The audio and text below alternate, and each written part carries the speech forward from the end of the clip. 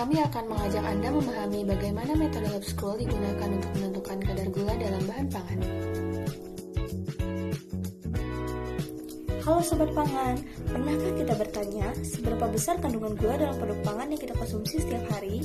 Kandungan gula tidak hanya menentukan rasa manis, tetapi juga berpengaruh terhadap mutu, keamanan, dan standar kualitas pangan. Salah satu metode yang masih banyak digunakan hingga saat ini adalah metode lab scroll.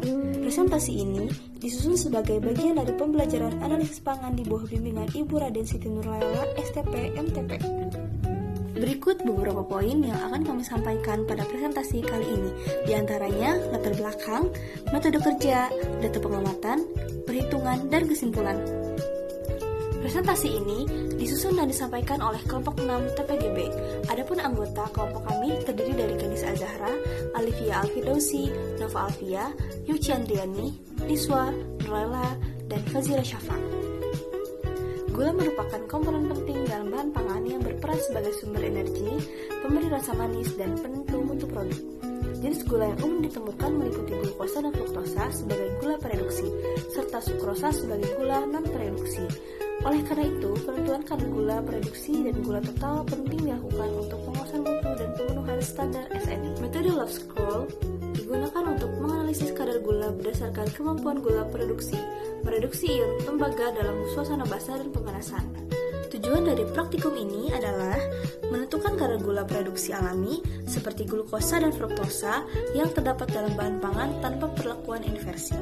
Menentukan kadar gula total setelah proses inversi, yaitu setelah sukrosa dihidrolisis menjadi gula produksi. Menghitung kadar sukrosa dalam sampel berdasarkan selisih antara kadar gula setelah inversi dan sebelum inversi. Mengetahui komposisi dan kandungan gula dalam berbagai bahan pangan sebagai parameter mutu produk. Alat yang digunakan dalam praktikum ini antara lain gelas piala, Erlenmeyer, lampu takar, pemanas gas, neraca analitik, buret, dan kertas haring. Bahan yang digunakan dalam analisis ini adalah sampel sirup marjan sebagai bahan uji.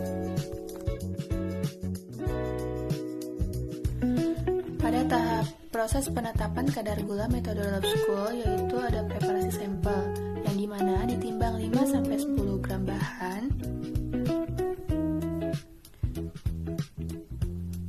kemudian dimasukkan ke dalam lampu takar ukuran 250 ml dan ditambahkan air aquades hingga tanda tera, kemudian dikocok hingga homogen. Selanjutnya disaring dan dipipet 50 ml filtratnya dan dimasukkan ke dalam lampu takar 250 ml.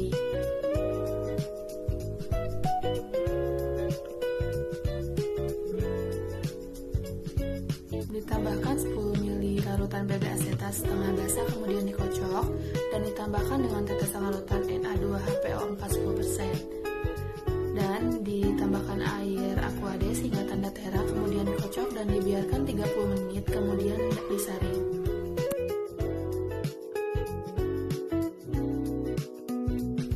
Pada tahap selanjutnya yaitu adanya sebelum terjadi inversi. Yang pertama, filter sebanyak 10 ml dipipet ke dalam lampu takar ukuran 500 ml, ditambahkan 15 ml air dan 25 ml larutan lab scroll.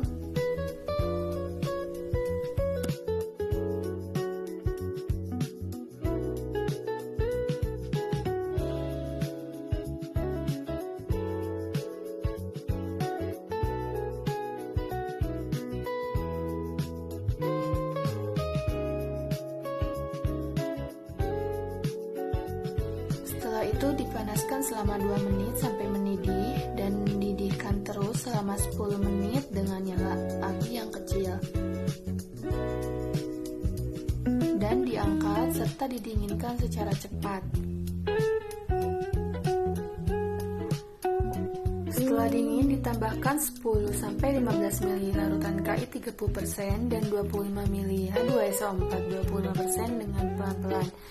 Dititrasi dengan larutan Tio 0,1 N.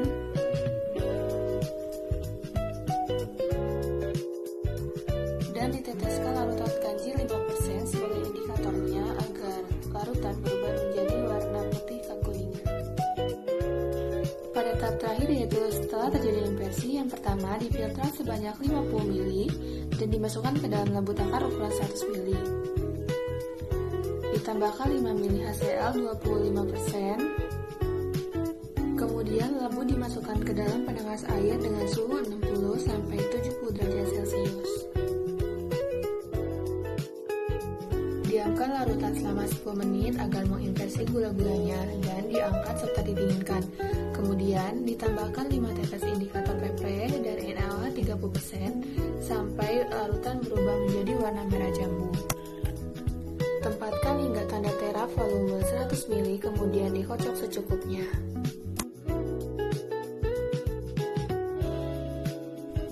Dan yang terakhir dipipet 10 ml larutan dan tetapkan gula sudah inversi dengan cara uji gula sebelum inversi.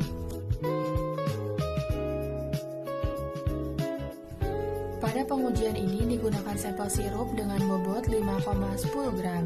Volume titrasi sebelum inversi diperoleh sebesar 18,4 ml, sedangkan volume titrasi setelah inversi sebesar 20,2 ml. Untuk belangkonya, volume titrasi yang diperoleh adalah 23,9 ml. Data ini digunakan sebagai dasar dalam perhitungan kadar gula metode Loeb-Scroll. Selanjutnya pada tahap perhitungan, data volume titrasi yang diperoleh dari pengujian digunakan untuk menentukan kadar gula dalam sampelnya.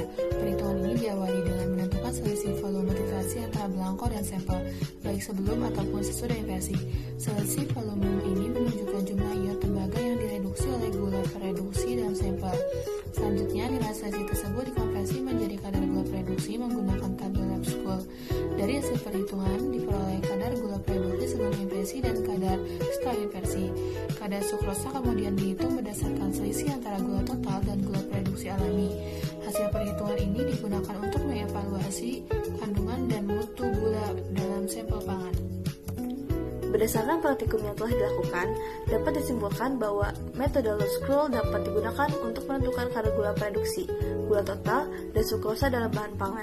Metode ini bekerja berdasarkan reaksi reduksi antara gula produksi dan ion tembaga, yang selanjutnya dianalisis secara titrimetri. Metode Loeb-Scroll terbukti efektif dan masih relevan digunakan dalam analisis mutu gula pada produk pangan.